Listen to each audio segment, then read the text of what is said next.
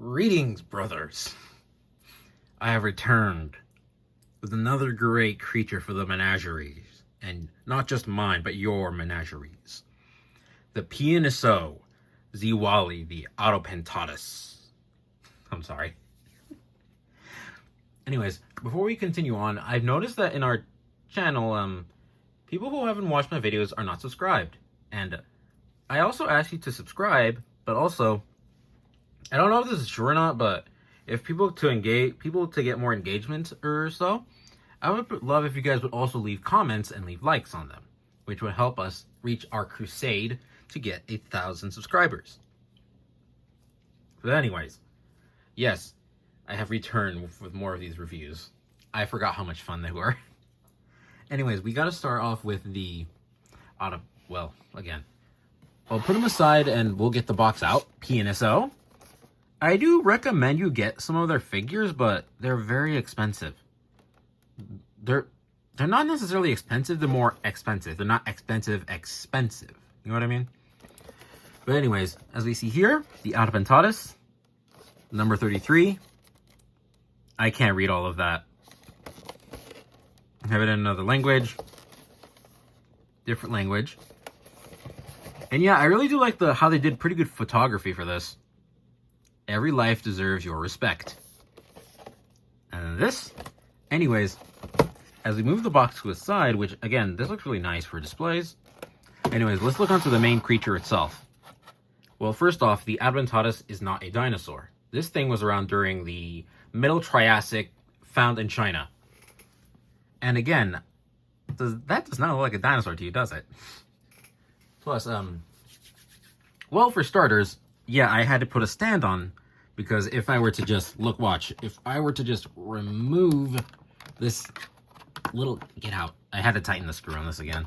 It flops on the ground. Anyways, let me lower our camera. Well, for starters, the textures and the details on this guy are pretty good. Like, I mean, you can actually see a bit of flesh or muscle to stretch marks. Let me zoom in. If my camera would allow it. There we go. Thanks to the lighting, you can even see more of these details. It's like really gray, actually. Except for the labels. But again, as for the colors, they're not bad, actually. Since this guy was more of a marine reptile, like a marine iguana, I don't know if these colors would actually make sense. Maybe in a more tropical area, like near the Bahamas, maybe it would make sense. But again, it's not bad. I like the stripes. But again, what I like about it is how they painted the head. Let me get a better look. And yeah, I am trying to improve my stand or my display area. Or the studio. As you can see, it kind of has that, I don't know which eel. I know there's a type of eel that has a color pattern very similar to him.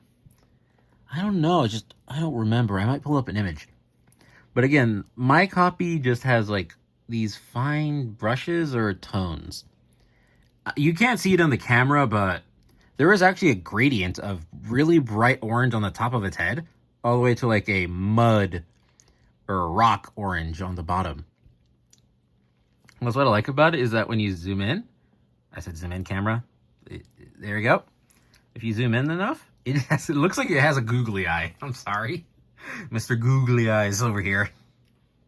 And as we move on to the paws, I don't know if this thing has paws or not, but the weird proto hand things. Again, since this thing was more of a marine reptile, it would show signs of flippers or webbed feet.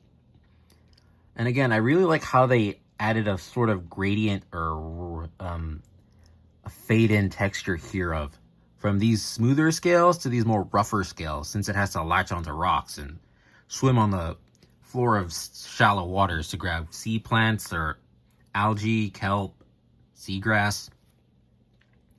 And to mention, they did a pretty good job on the claws. Even on except for the underside, which again, I really wish that I continued the paint here. And as for the paw and for underneath, you can actually see more of that detail. All the way from here to there is where it would show up.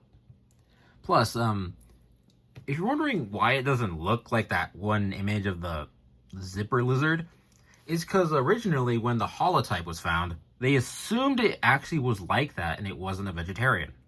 It would have actually been like a whale filter feeding on krill, shrimp, fish larvae, zooplankton, phytoplankton, but later on they would discover that the head was actually like this. A weird, I don't know, it's like a hammer mixed with a vacuum. The Roomba lizard, basically. And even shows more evidence in if we look at its teeth. Here we go. Sure, mine are not like the best, but again, it kind of does show you that, yeah, just like a marine iguana, this thing would actually be more of a vegetarian. Scraping off algae off of rocks and just snipping it off or pulling seagrass off of the seabed. And I really like how they actually added detail to the mouth alongside with the paint. Again, mine has a... Oh my god, camera. It's okay, camera. It's okay.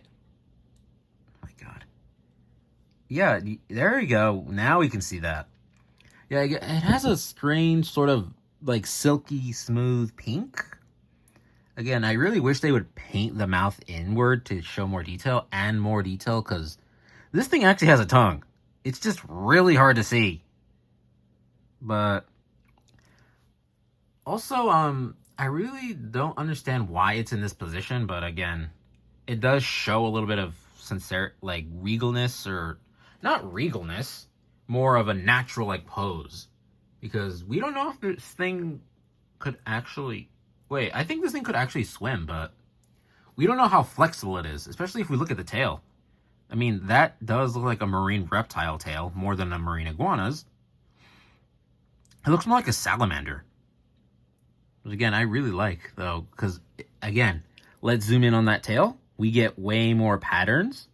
But, again, mine just has a weird, like, little goofy copy of it of a sort of an odd paint switch here. But, again, this thing is not as large. Let me pull out my ruler. Stay there. Oh, now you stand up. Why you do that? Bad, whatever you are.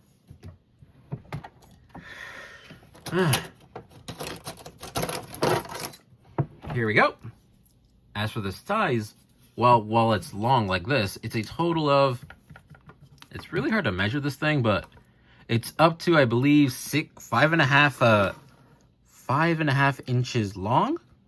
As for height, well, on like this, stay. It is a total estimate of 3.5 inches tall, or 4 inches tall. For size comparisons, here is RID Legion class, I forgot your name.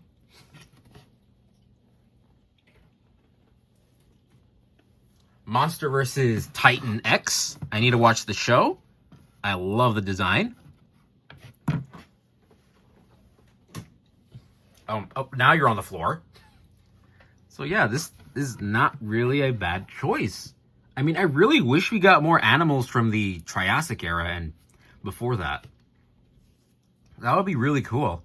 Because, I mean, people keep forgetting that during the age of dinosaurs, there was a part where dinosaurs were just barely evolving. And these animals took most of the niches that were around during or after the Great Dying Event.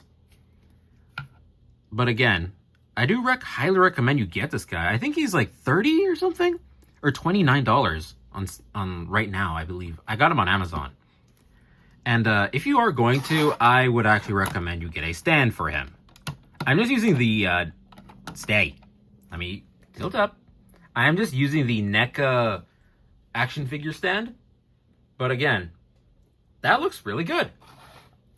This guy would be a very good thing for your little collections and your menageries of odd prehistoric animals. So again, what do you guys think? Let me know in the comments, and hopefully next time things will be a little bit more smoother. Box. So yeah, leave a like, feed the YouTube algorithms. Signing out.